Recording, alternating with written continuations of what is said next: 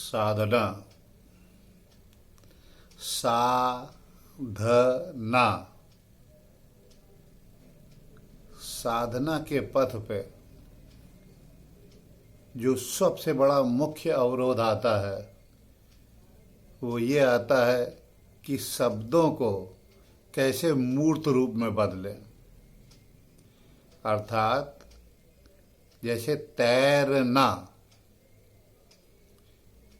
तैरना, तैरना,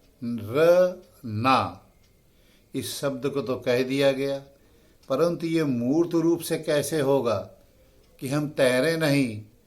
अगर हम तैरे नहीं तो पानी में फिर जाने का लाभ कैसे मिलेगा हमको, और हम पानी के ऊपर कैसे रहेंगे जब हम तैरेंगे ही नहीं।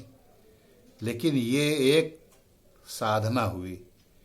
तो प्रत्येक साधक के पथ में जब वो ऐसे ऐसे अवरोध आते हैं, उसके लिए उसको गुरु की आवश्यकता पड़ती है, क्योंकि गुरु उसके सामने उन चीज़ों को मूर्त रूप से करके दिखाता है, वो शब्दों में नहीं बोलता। फिर से एक बार समझिए, शब्द जब दिमाग में जाते हैं, फिर उनका अगर उसने पहले से उस प्रकार के शब्द को जो विवरण दिया जा रहा है होते देखा है, तब तो वो उसको समझ पाता है। अन्यथा उस शब्द का मतलब उसके दिमाग से ऊपर चला जाता है।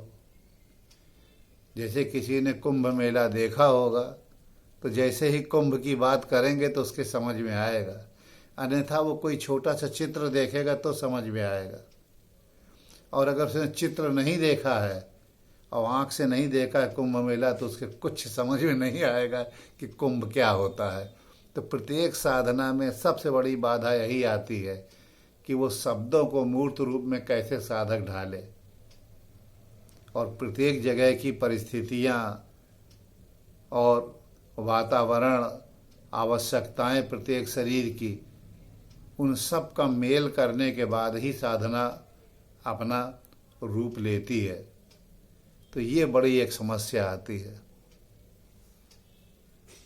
उसका नतीजा ये निकलता है कि साधक उतना जो सुने रहता है और जो उसके दिमाग में फिगर बनती है उसी को बना पाता है, उसमें वेरिएशन नहीं कर पाता, ऊंच नीच नहीं कर पाता, उसको एडजस्ट करना नहीं जानता। और अगर एक छोटा सा भी कोई कंकड़ आ गया बीच में साधना के, तो उसके भरा घड़ा उसके ऊपर चला गया तो पूरा बह जाती है साधना उसकी। दूसरी बाधा क्या आती है, साधक जिसको देखता है सामने, तो वो पका हुआ कोई साधक है, काफ़ी मैच्योर्ड है, जिस स्टेज में है, तो वो भी सोचता है मैं उस स्टेज में पहुंच जाऊं। तो अभी तक तो वो भौतिक क्रियाएं करता था, तो उससे उस स्टेज में पहुंच सकता है वो। लेकिन जो साधना होती है, इसके अंदर स्टेजेस बहुत धीमे धीमे चलती हैं, और एक स्टेज अगर नहीं पकी, आपने दूसरी स्टेज उसके ऊपर ओवरलैप कर दिया तो भसक जाती है एकदम नीचे। जैसे कुम्हार एक दिया को बनाने के लिए कितना प्रोसीजर अपनाता है, मिट्टी लाता है, गूंथता है, छानता, फूकता, लोई बनाता है, उसको थोड़ा कड़ा होने देता है, फिर चाक पे चलाता है, तब फिर उसको हल्के से पानी से भिगो के उंगली लगाता है, तब उसको बनाता है धीरे धीरे, और फिर उसको बड़े आहिस्ते से निकाल करके धागे से काट के रख देता है पकने के लिए हवा में। फिर उसको धूप में ले जाता है, और फिर कहीं जा करके तब उसको पकने के लिए आवे में रखता है वो। और जब वो पक के निकलता है तो भी उसमें से बहुत सारे काम के नहीं होते। अब वो उनको हटा देता है, फिर वो उन दियों को ही रख के बेच पाता है। तो वैसे ही साधना के पथ पे जो सबसे बड़ी समस्या आती है वो यही आती है कि जब तक आपको गुरु नहीं है कोई, तो आपके अंदर होने छोटा सा भी अवरोध आप निकाल नहीं पाएंगे व्यक्तिगत स्तर पर।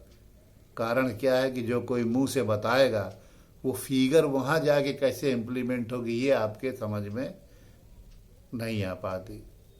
और नतीजा ये होता है कि अगर वो साधना में कहीं बढ़ गया, कोई सिद्धि उसको मिल रही है, तो फिर वो उसी सिद्धि के चारों तरफ गोल गोल घूमने लगता है, सोचता है यही बहुत बड़ी चीज़ है, जबकि वो बहुत छोटी चीज़ होती है वो।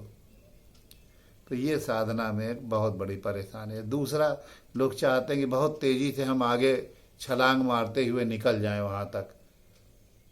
जैसे कोई टहलना चाहता है तो वो सोचता है कि मैं कल से आधे घंटे टहलूँगा। ठीक है, एक दिन आधे घंटे आप टहल लेंगे, 2 दिन टहल लेंगे, 3 दिन टहल लेंगे, शरीर के साथ वो एडजस्ट नहीं होगा और नतीजा ये होगा कि 5वें 6वें दिन जब दर्द होगा बदन में तो आप बैठ जाएंगे। यही साधना का होता है। आपने कहा कि नहीं मैं 15 मिनट तक साधना करूंगा, आधे घंटे तक करूंगा शुरू से,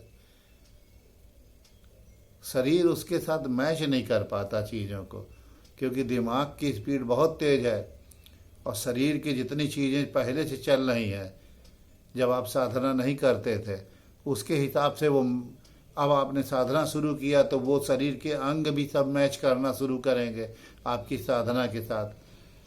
अब आपने तेज तेज सांस लेना शुरू कर दिया। अभी तक तो फेफड़े से नहीं लेते थे, ज़रूरत पड़ने पे लेते थे कभी इमरजेंसी में।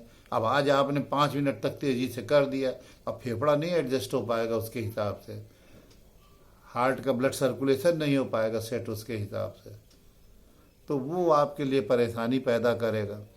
ऐसे प्रत्येक क्रिया को जब भी कीजिए आप साधना में तो उसको मिनट को सेकंडों में कर दीजिए। जैसे 5 मिनट करना है तो पहले आप सिर्फ एक बार साधना कीजिए और आज छोड़ दीजिए। आप 7 दिन तक ऐसा कीजिए, सिर्फ एक बार कीजिए, छोड़ दीजिए। शरीर को समझ में आना चाहिए कि हमको क्या चीज़ ये दे रहे हैं। अभी वो सीख रहा है, बच्चा है एकदम, अभी अंडे से निकला हुआ है एक किस्म से। और चीज़ों में हो सकता है जो बहुत बड़ा हो, लेकिन साधना के क्षेत्र में वो एक मुर्गी का चूजा है जो अभी अंडे से कुट्ट से करके बाहर निकला, आँख फाड़ के देख रहा है चारों तरफ, ये क्या है। अब जब आपने कई बार सांस लेना शुरू किया तो शरीर एकदम परेशान हो गया, ये क्या हो रहा है। न कोई हमला, न कोई दिमाग में ऐसा एक्शन, न इन्फॉर्मेशन, नहीं तो जल्दी जल्दी सांस लिए चला जा रहा है, ये पेट को आगे पीछे फुला रहा है, ये क्या हो गया। ये आपको वो एडजस्ट होने में टाइम लगता है। जैसे पहाड़ों में लोग जाते हैं हाई एल्टीट्यूड में, तो उनसे कहा जाता है कि कुछ कुछ ऊंचाई पे जाके आज रुक जाइए, फिर कल बढ़िए, परसों बढ़िए, धीरे धीरे शरीर को उसके हिसाब से एडजस्ट होने दीजिए। ऐसे ही उतारा जाता है उसको धीरे धीरे। तो ये साधना के अंदर बहुत मूल बातें हैं जो कि अब साधकों को जान लेना चाहिए कि हमें अब कोई साधना करनी है तो 1 सेकंड के हिसाब से बढ़ाना है। और प्रतिदिन अगर टहलना है शुरू में तो आपको उसके अंदर 10 सेकंड बढ़ाना है। 1 मिनट आप टहले, 10 सेकंड बढ़ाइए। 1 हफ्ते के अंदर वो आपके 60 सेकंड हो जाएंगे। 7वें दिन उतना ही रखिए। ऐसा जब 1 महीने तक हो जाए आपके साथ तो उस 10 सेकंड को आप 20 सेकंड कर दीजिए और फिर 2 हफ्ते के बाद उसको 30 सेकंड कर दीजिए।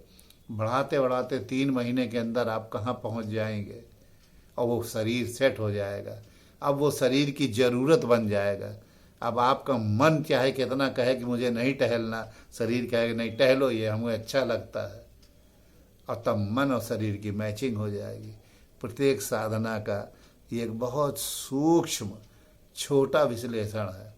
जितना सूक्ष्म करेंगे आप, जितना कम करेंगे, शरीर धीरे से उसको पकड़ लेगा और जब उसकी ज़रूरत बन जाएगी तो वो भी एक नशे में बदल जाएगा कि एक शरीर को अब इसकी ज़रूरत है तो आपसे कहेगा नहीं उठ जाइए करिए आप इसको, आपको कहने की कोई ज़रूरत नहीं। आजमा के देखिए।